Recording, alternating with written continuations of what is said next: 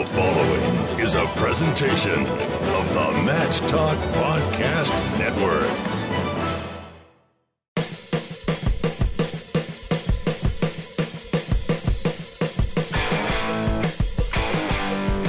Hello, wrestling fans. It's time for the World Wrestling Resource Podcast. The World Wrestling Resource was made that you as a wrestler, parent, coach, or fan can have access to all the resources of the very best in the world of wrestling. I'm three-time wrestling writer and broadcaster of the year, Jason Bryant, and I want you to join me, along with John McGovern and world champions Terry Brands and Dennis Hall, as we talk training tips, topical discussion, mental preparation, and more on the World Wrestling Resource Podcast. World Wrestling Resource is sponsored by Defense Soap. Find World Wrestling Resource on Facebook at facebook.com/World Wrestling Resource and follow us on Twitter at WWRESO.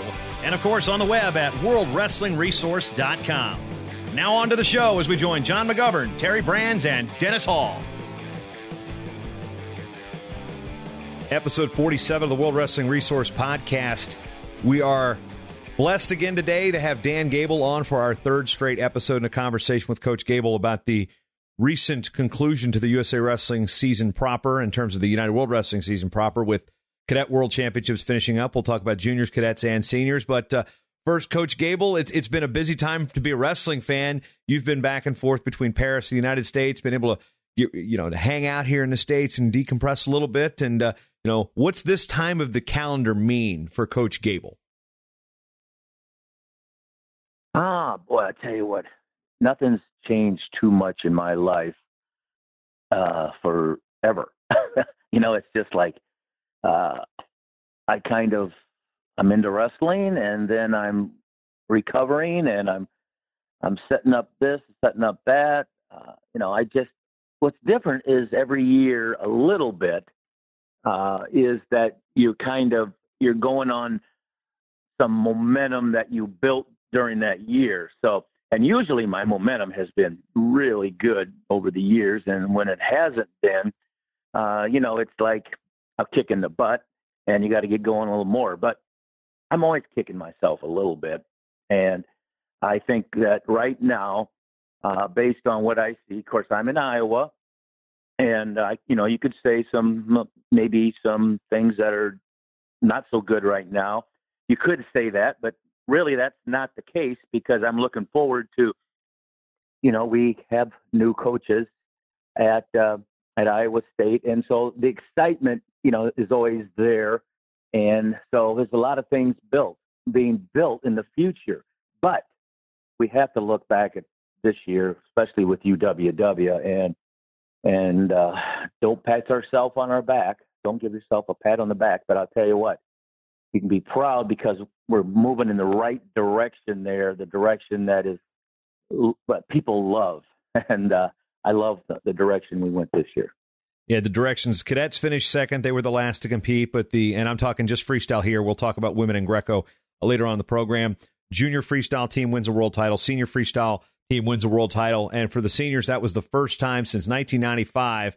And this actually happened on foreign soil. In 95, that was in Atlanta. So let's just jump right into your impressions of the freestyle performance. You were there in Paris getting the firsthand accounts from a spectator standpoint. And before we even get to the competition, how do you feel Paris did as a host? What did you like? What did you dislike about having the event there at the Accor Hotels Arena in Paris? I liked a lot about it. I just think that it was kind of a risk that people need to take, just like in wrestling. I don't like risks that don't work. And so if I would have went there, and which I really wasn't planning on going, even though I'd love to go because I've been so many, but all of a sudden I saw this scenario being built that it was going to come down to the last match or to the last day for team championship. And, that drove me there in the last 3 weeks or so when I bought my ticket. But as far as France, I think they did a pretty darn good job. The setup was good. The lighting was good. The presentation, the wrestling was, I thought, very good, at least the ones I saw. And so I'd have to say that if Paris keeps going in the direction they're going for the next, 7 years, or whenever they're going to host the Olympics. That's 224, right? Yeah, 24, so 7 years. Yeah, I would say that the job they did there is going to be a reflection. And I think what I really like about it is they're already starting to put more emphasis on their wrestling, because it's never been a just unbelievable wrestling country. And I bet by 2024 that they're going to have a pretty good team. And so that's a good way to look at it for me. Yeah, and they had a good collections of young wrestlers and fans there waving the French flag, and having to work with the presentation team there. I thought they did an amazing job, and they're definitely they initially took the event trying to basically score points with the IOC to get the Olympics, and now all of a sudden they nailed it. Well, we've got 2024; it's pretty much a foregone conclusion.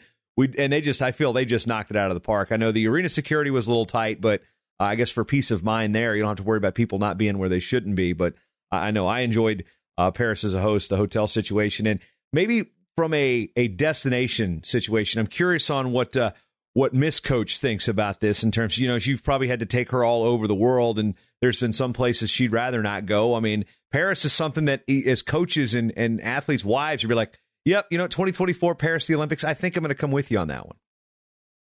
Hey, I tell you what, Paris, people think of things as certain situations, and it's been getting kind of negative just because of what's going on in the world from a standpoint of safety. But I think they showed it. It's possible to control a lot of stuff. They had to do a little extra work, and you need to do extra work. And hopefully, if the world is moving in the right direction over the next few years, which I think it will be, I think that we'll have a very good chance to want to take our wives or our girlfriends or whatever it is, because for some reason that country also, they have some other kind of, when people think of it, it's like romance or something. So maybe you can get your act together that way as well. Yeah, that's one thing. When my wife heard Paris was on the docket for this year, and we've got a 1-year-old at this point and a 5-year-old, it's like, yeah, that's unfortunately not going to be able in the cards this time. But maybe 7 years, they'll be 12 and 8. If I have to fast forward about my kids right now, one just started kindergarten, so that's kind of crazy. But circling back to wrestling, 6 out of 8 wrestlers medaled, 2 world champions with Jordan Burroughs and Kyle Snyder, 2 silver medalists with Thomas Gilman and James Green, 2 bronze medalists, Jaden Cox, Nick Gwizdowski. Let's just start right there with Iowa and the silver medal performance from Thomas Gilman, who has come out of the University of Iowa, didn't win an NCAA championship, is the last guy in the tournament to qualify at the weight class, is the 9 seed, beats like 4 NCAA champions just to make the team, and beats Tony Ramos 2 in a row just to make the team, and then has that great performance to make it a silver medal. What did you see from Gilman? What have you heard about what the staff was doing up there in Iowa City with Gilman to get him prepared for a performance like this? Well, I really feel like what happened was, the University of Iowa wrestling is just a little bit of, they got so much history, and so much positive history. And, it's like, it's hard to really go out there and not think about that. And because of that, sometimes you put a little pressure on yourself, more pressure. And that's the last thing that wrestlers need is pressure, just because it's a one-on-one battle in a combat. So, it's you notice some guys starting to, all of a sudden when they're getting this ranking and they're supposed to be the top guys or right there, they're starting to, wrestle just to win maybe, or just to get through that match. And, that's what I saw with Gilman a little bit in the last couple years. He started to, maybe not open up as enough. He was good, really good, but all of a sudden against the tougher competition, he would make it even tougher. So, I feel like what happened is once he got done with his career, he was able to put it more together as far as his offense and his scoring ability and what his true talent is. And I think that's what put him in a position to make that team, and then put him in a position to win the world championship. But again, now that I analyze it, we're up at a higher level. And all of a sudden in the finals, I would also say that he really didn't hold back. It's just that his positioning was not quite as good. So there you go back, and you got, from a coaching point of view, from Zadek's point of view, from Coach Brandt's point of view back home, that there's some skills there that they can work with him, because he definitely looks like he's figured out how to open up, but he's still got to get a little better. And that means, setups, that means finishes, that means the ability to maybe score more. This is freestyle, knowing how to tip people.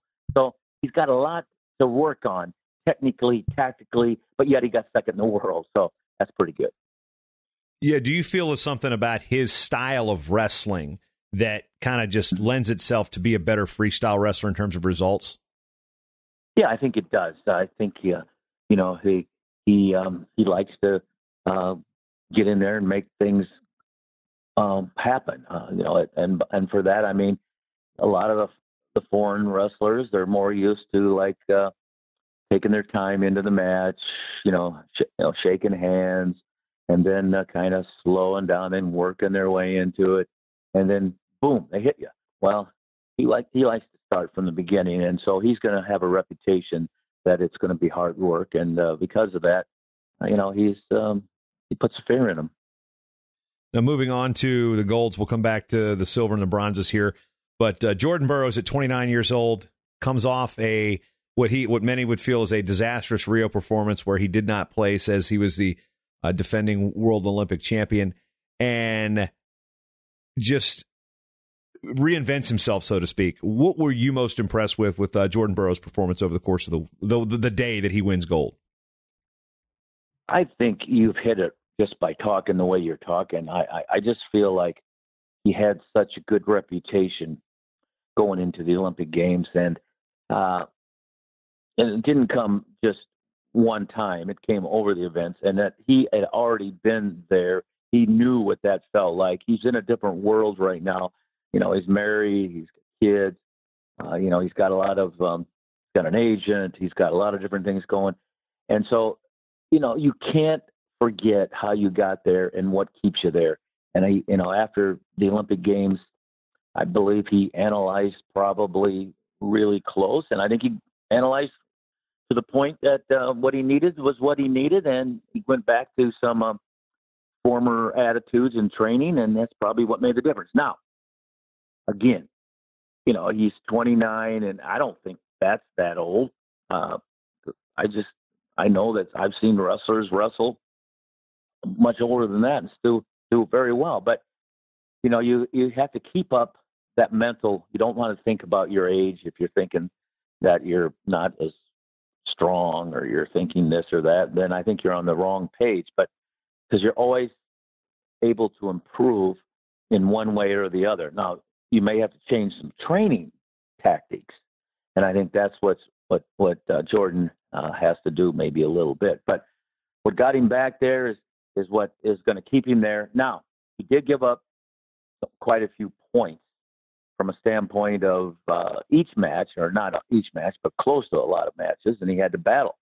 And that's okay, but, maybe you got to analyze right now how you keep some of those points off the scoreboard from your opponent. Maybe you focus a little bit more on your defense and just in getting that a little tougher. But you don't want to take away really your offense, what has been his bread and butter, and that's what won it for him. So, you got to be a little smarter. But he was a great addition to coming back after that loss. He had said in a couple of interviews that he is probably the most scouted wrestler in the world. And now we've got so much video, the internet, you can get footage from guys training in Malakachka or Dagestan or Ulan-Ude out near Mongolia. You can get footage from these events. And when it comes to a guy like Burroughs, where so many people in the early part of his career were focusing on the double leg, wins his first world title mostly with single legs and constantly adapting. How tough is it from the athlete perspective and the coaching that athlete perspective to say, okay, everybody knows what you do. Why was the double leg that was so good in his early part of his career, why was it there again, here in 2017? Well, it was because it was wide open and the clock's ticking down, and it's the end of the match. It's going to be either the Russian or the American, and the American just took the lead with 25 seconds to go, or approximately whatever it was, and the Russian came out of position, which they usually don't. So the double leg was absolutely there, and he made a great call, tactically. Instead of trying to protect the lead when there's something wide open, just take it. And that was one of those things. But he when as far as most scouted athlete in the world or whatever, you claim there, hey, that's great because people respect when they're watching him. They respect that he's winning, and they actually get in their head that this guy's good. And it's like it's more about Burroughs than about themselves. And so, hey, I hope they keep watching him. Now we look at the overall performance and kind of the lore. Where do you think Mr. Burroughs is going to? I mean, he's already 4 world titles and Olympic gold. He's already one of our best ever to walk the planet. We've got probably through 2020 is as far as we might see him. That'll put him in his early to mid 30s here. Where do you think he stacks up among international freestyle wrestlers that you've ever seen, whether they be American or international, in terms of some of the best you've ever laid eyes on? Well, he's definitely one of the best I've ever laid eyes on. So internationally, so it's just a matter of whether he can keep that hunger, that if his family supports him, that all type of stuff. So I think they're having a good time. I think when he wins, they're having a good time. So the bottom line is he's going to have to keep in that good frame of mind, and makes a few tweaks and adjustments, keep getting better a little bit in certain things. But, wrestling needs Jordan Burroughs more than probably Jordan Burroughs needs wrestling right now, just because he's set. He's doing pretty well. But I don't think that there's a lot that he wants to do beyond that. I mean, not sure. I mean, I know he's into a few things, he's fashion and stuff like that, and which that's good. So I think the more he can build a resume, the better it's going to be for what he maybe wants to do later. But if that little thought about gets bigger than the winning and the success, kind of like it did at the last Olympics, then his chances are going to be less. So I would say somebody's going to have to really analyze him close, and he's the guy to do it himself. So, if he keeps going in the way he's going right now, I mean, he's going to be the greatest international wrestler. So now there's a guy on his heels, Coach. Kyle Snyder, 21 years old, wins Worlds 15, Olympics 16, Worlds 17. And does it in almost, a lot of people were using the Rocky IV analogy, beating the Russian in the final match to win the team title. What are your impressions of that moment? Not necessarily the performance, but what that moment was like. That's why I went. And I could have watched it on television. I could have watched it on the internet. But it's not like being there in person and actually taking it, stapling it to your brain and taking it with you, the excitement of the atmosphere. So, it definitely kind of came down to why I wanted to go there. But Kyle's still, got another year of college, and he's 4 or 5 years. Well, he's Burroughs 29, Snyder's 21. I don't know. Yeah, he turns 22 the end of September. Yeah, so Snyder's got to be smart too. I mean, so far he's been really smart the way he's handling things. So I think that he can go for a while, but again, things change in life.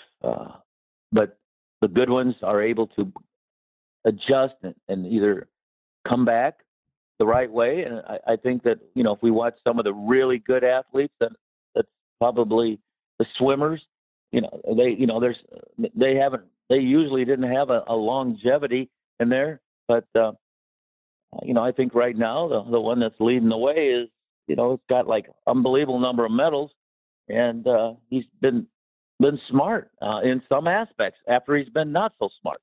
So I think Burroughs just went through that, but I really can't compare because you're going for a gold medal in wrestling, and you can go for how many medals?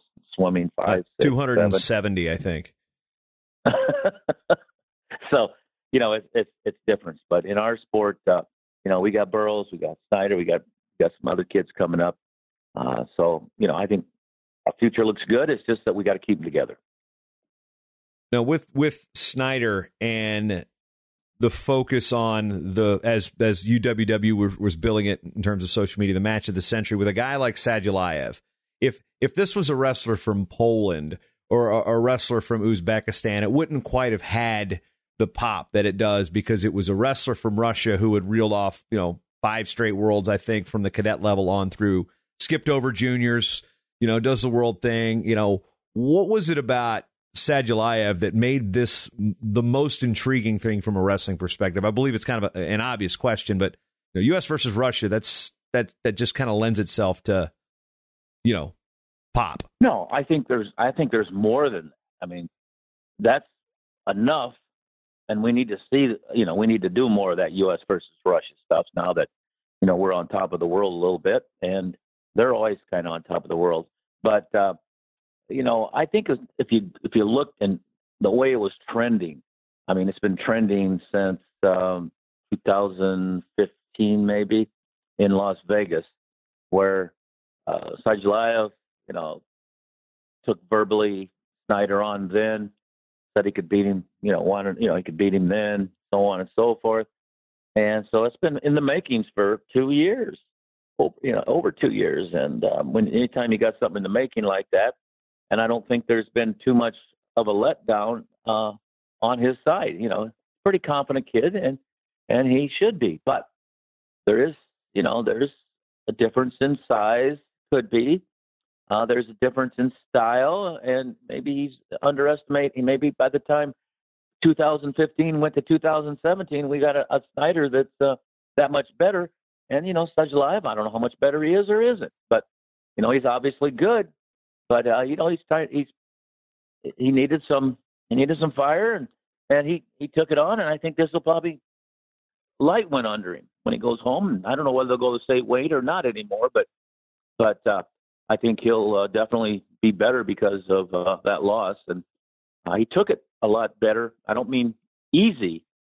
He took it hard, but he wasn't like complaining, or he didn't shoot his mouth off afterwards like he kind of did before. So, I think he gained some respect from me, and I think he'll come back stronger.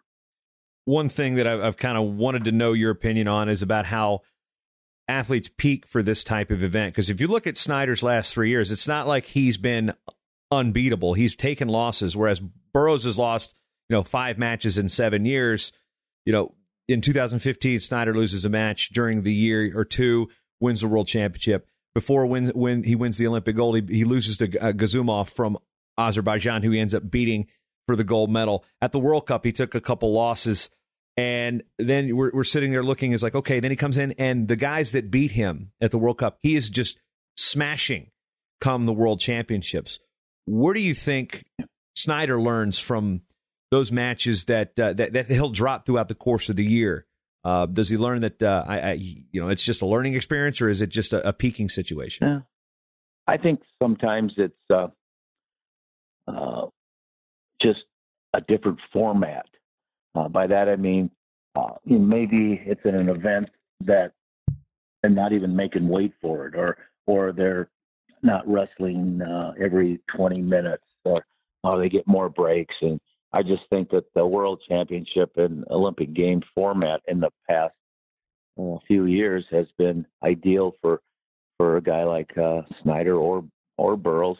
I know they're going to go change it next year, but it's still only the final match. But that could make some changes depending on how things match up. I mean, if all of a sudden you have a guy that's extremely tired, and then he doesn't have that much time to recover, maybe even only a couple hours for the finals, it could affect him. Whereas if you have 24 hours, he could be backed up to his par, but even better than that. So I think, in the future, there's some things that we have to really watch over and make sure that we train the right way. And I'm not so sure that even some of the old tricks that foreigners used to like to play a lot, as far as trying to fix something here, fix something there, that could come back into play just a little bit with the new format. Like one side stacked and the other not until the finals, and then the finals doesn't even have you have 24 hours before you're going to have to compete. But so I'm just saying, there's always something in international wrestling that you got to keep your fingers on, and if you don't do that, people have a tendency to meander a little bit. Jumping ahead, Nick Gwiazdowski, bronze medal at heavyweight. James Green, silver medal at 70 kilos. Green loses to Frank Chamizo of Italy, just the electric world champ, Olympic bronze medalist. Gwiazdowski, very mobile heavyweight, behind two of the most mobile heavyweights in the country, or in the world, with Geno Petriashvili and then Taha Akgul. What did you think of those the big guys out there going 10-8? Crazy action there in the heavyweight final. Oh, yeah, that was a heavyweight final of great wrestling. I just think that whoever was going to get the last attempt, and whoever's in better condition is going to win that match. I do feel like Gwiazdowski, I do think that he's got a lot of improvement even though he's up to a bronze medal. And I think most of his improvement is right between his ears. So, I think that was a great, medal to get a medal. But, I think for him to jump into that first and second category with those two guys, he's going to have to continue to make, improvements in his wrestling, especially when, he took a shellacking like he did. So, but I do think that he's probably a kind of guy that really is underestimating just how good he is, or how good he can be. So that's a good thing. J'den Cox at 86 wins a bronze. Looked a little sluggish up until I guess his bronze medal bout in coming through the repechage where he beat world champion Mikhail Ganev. But a lot of the focal point surrounding J'den was about a tweet and social media that came from David Taylor that seemed to fire up J'den Cox. What's your take on that whole situation? Well, I think a little bit like Burroughs, actually. Burroughs and Cox, to me, are like, sometimes they can come out and they can give up some points that really they shouldn't be giving up. And so I think there's something there that they're not quite ready mentally, or their defense needs to, or need to get ready to wrestle more when the whistle blows. So I don't think they have to give up some of those points. But I do think that Cox definitely can thrive a little bit off of that social media stuff. I think that helps him, because he's kind of into that stuff. It's the era that we're in, and so whatever it takes. I'm not so sure. In some cases it's the right thing, but maybe in this particular case for both sides, I don't know. I think they kind of enjoy it, and if you enjoy it, it's almost like the president. It's like they use an avenue and they feel better. I don't know whether they're going to have to prove it.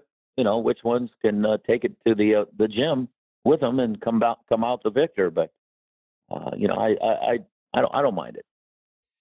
Before the advent of social media, you spent a lot of time on world and Olympic coaching staffs.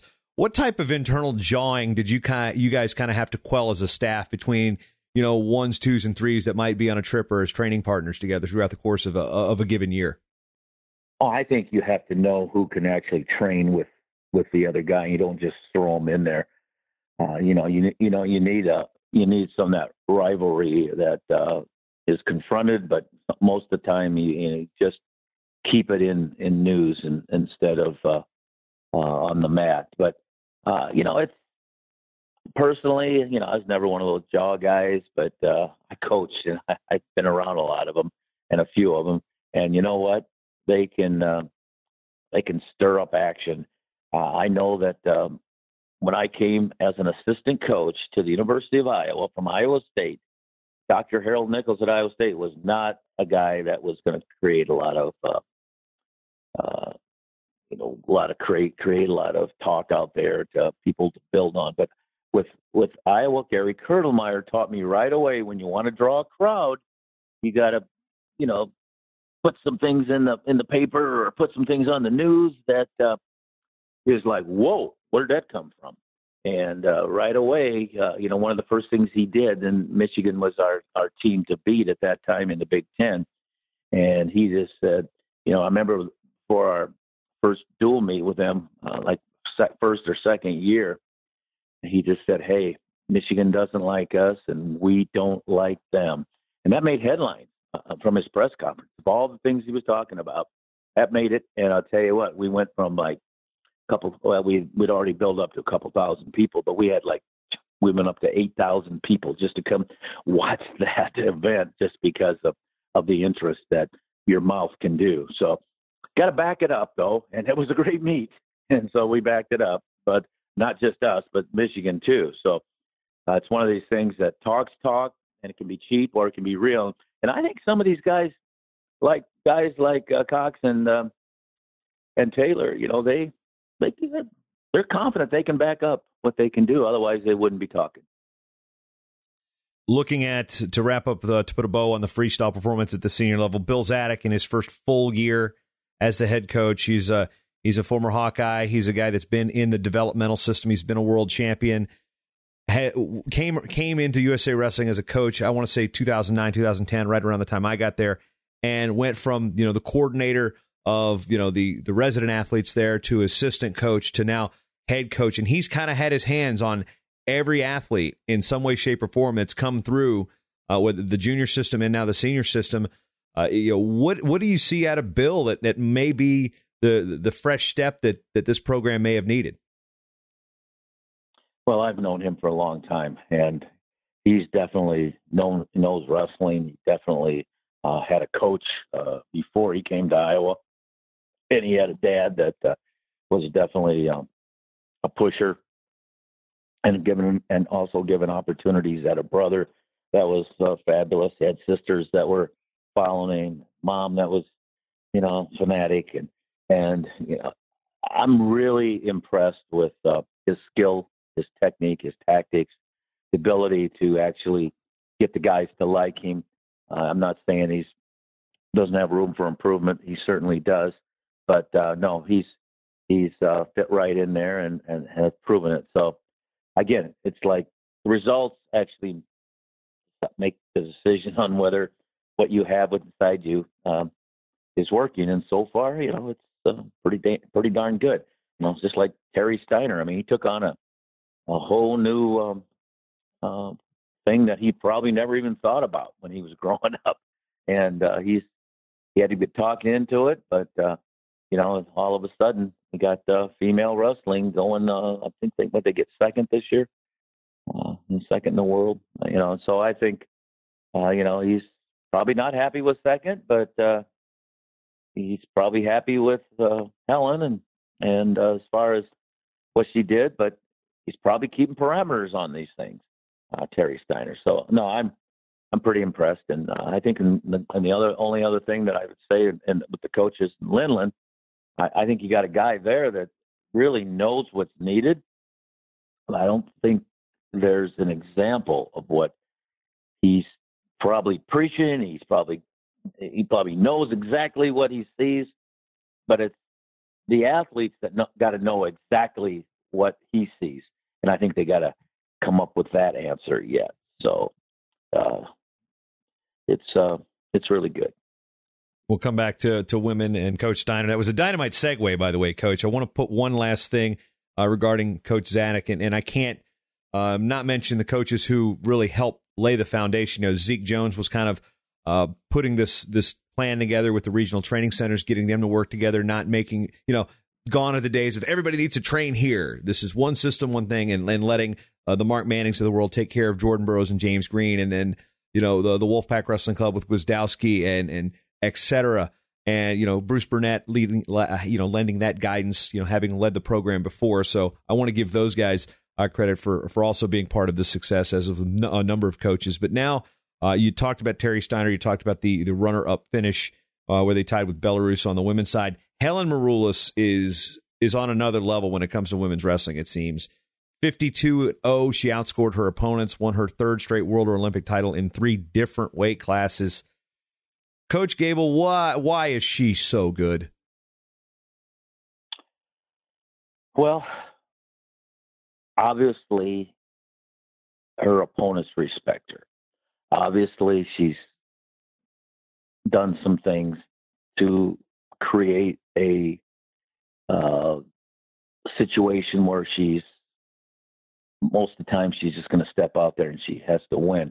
But by that, I mean the other person's already kind of given up and thinks that they're going to get beat by her.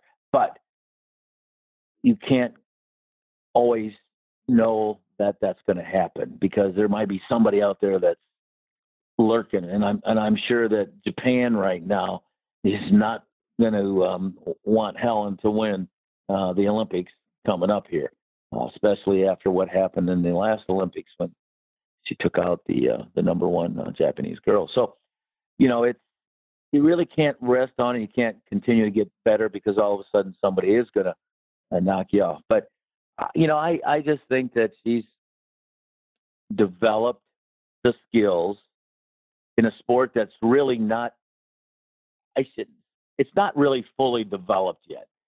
Fully developed sport means that, you got them in 186 countries, and we still got to develop more even, but I'm just saying, and that, we don't have to start from the top and work down.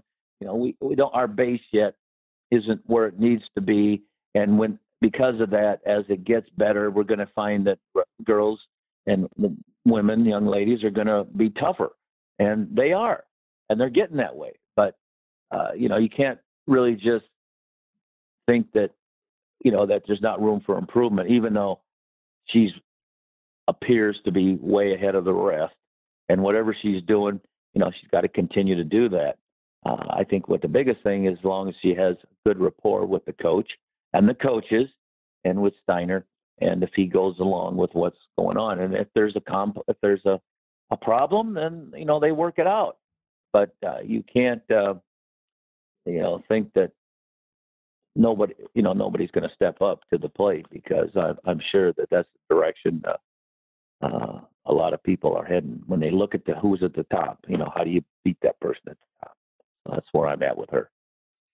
One thing that I think that Helen can also carry a little bit of a torch with is, in Olympic years, we see people flock to the television that pay attention to Olympic sports that they really don't care about, except for every 4 years, or they get captivated by the stories. And a lot of those stories and viewer trends are dictated by the women in the households around this country specifically. You were in a house with 4 daughters, if I'm not mistaken. So let's use the time machine a little bit. Do you think, in a house with a wife and 4 daughters, that if there was a women's wrestler at that time if the sport was developing like it is now when you were coaching, that more women might flock to watch somebody like Helen and be like, I like this girl, I like this story. And then, we see that with figure skating. They watch the women, then, oh, okay, here's men's pairs. Let's do this. Or here's, whatever it is, that they can draw fans into the sport, because there's now the women controlling the remote are saying, okay, we're going to watch this woman wrestle. How much of an impact do you think Helen's going to have in the next, next quad or two? Big impact. In fact, 3 of my 4 daughters would probably be wrestling if they had watched Helen back in the day. So I think the one probably wouldn't be, but 3 of the 4 would have, and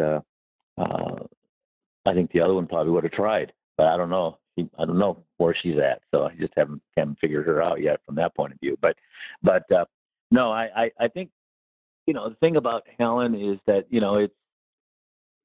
it's kind of like the top guys in wrestling. It's like Burroughs, like Snyder. It's just, how do you keep improving? How do you keep getting motivating, staying motivated? And because at a certain time in life, you're going to move on. and do some other things because you're too young just not to do that. But I would say that for Helen, knowing what she did, and I already brought this up in the last Olympics, with the Japanese most famous probably wrestler in Japan, with the wrestling being in Japan, that for me, if I was the coach of the females in Japan, that would be my number one ideal high-end goal would probably have to have someone, my country, Japan,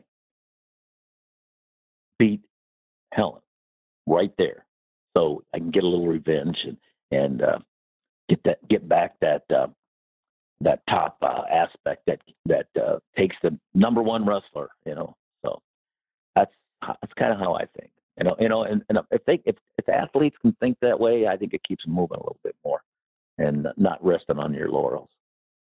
Allie Reagan finishing with a silver medal, Becca Leathers in her first trip to the seniors with the bronze. And now, not trying to pass off the other styles, but Greco gets blanked, finishes with 1/10th place finisher.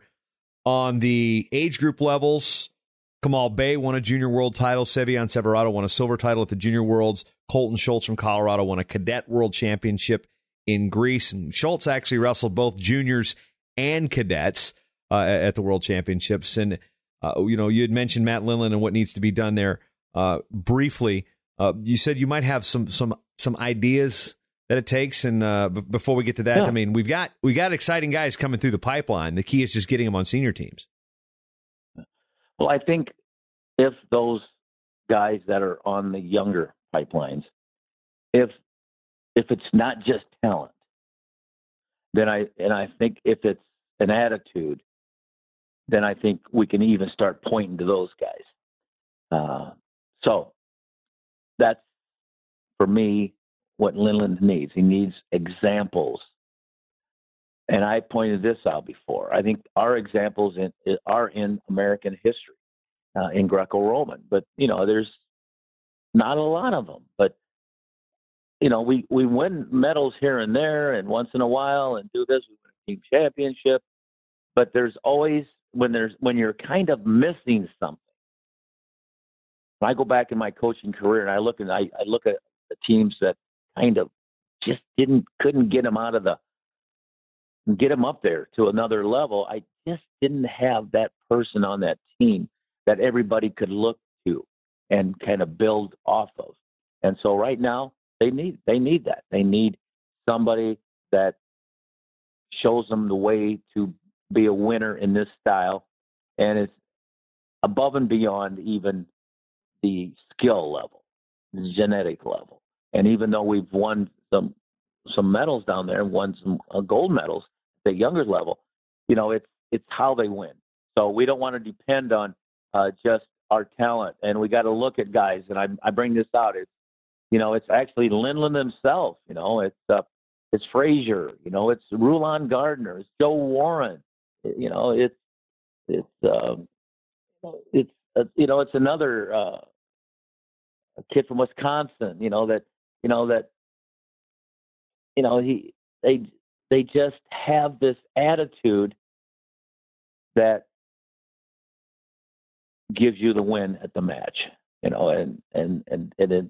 it's some people think they can actually beat the guy, but all of a sudden in the 4th minute or the 5th minute, they're doubting, and there's no doubt in the other guy. So I think we're missing that a little bit. Just an example, Dennis Hall, that type of thing. So it's that Wisconsin guy. But anyway, it's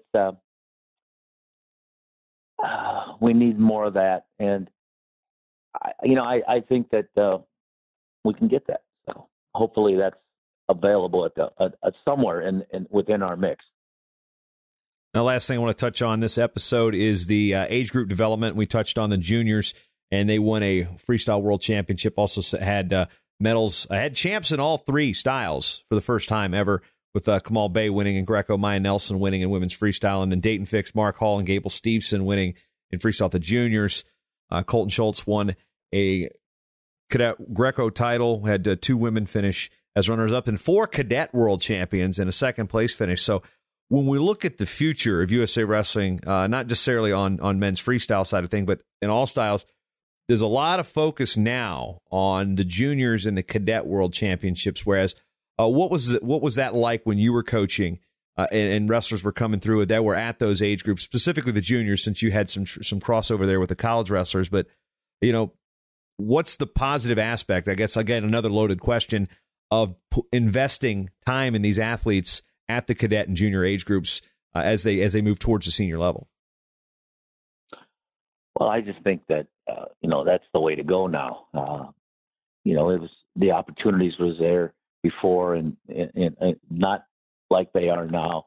And I just think that they're much more organized now, and you have a lot better chance. You don't just meet and go and compete.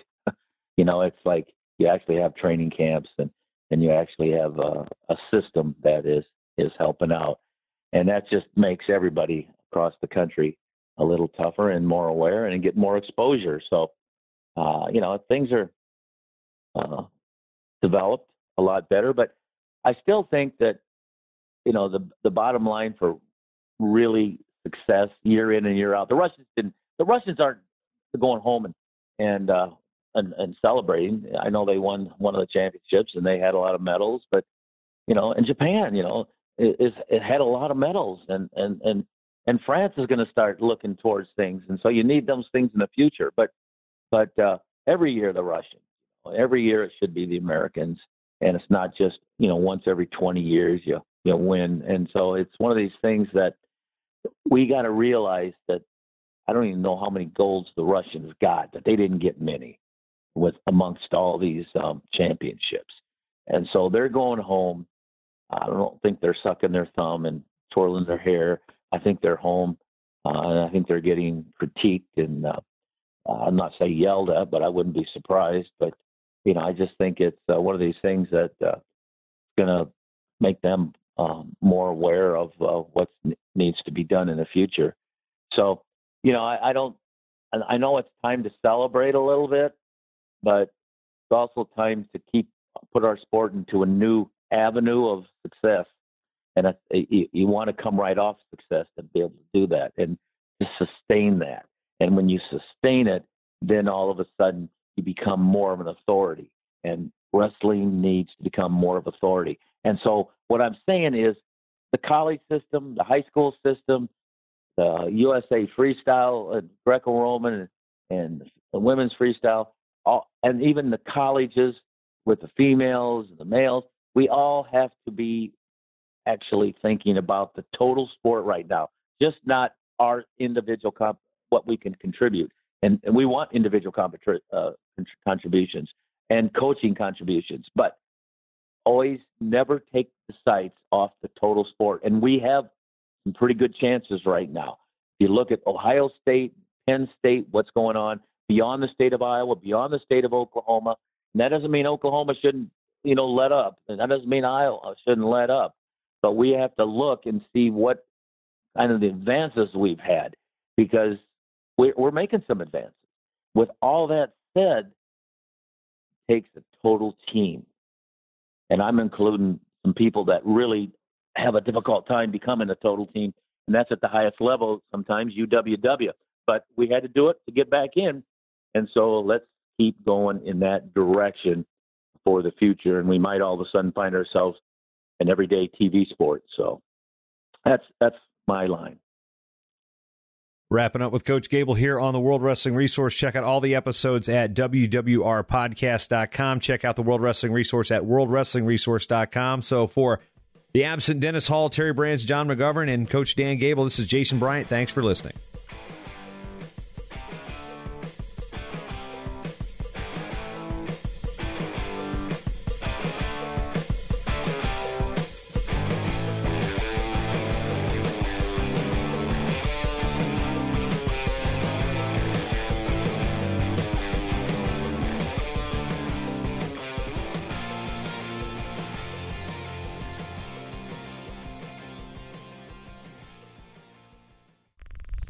Show is part of the Matt Talk Podcast Network. For more wrestling podcasts, head over to MattTalkOnline.com.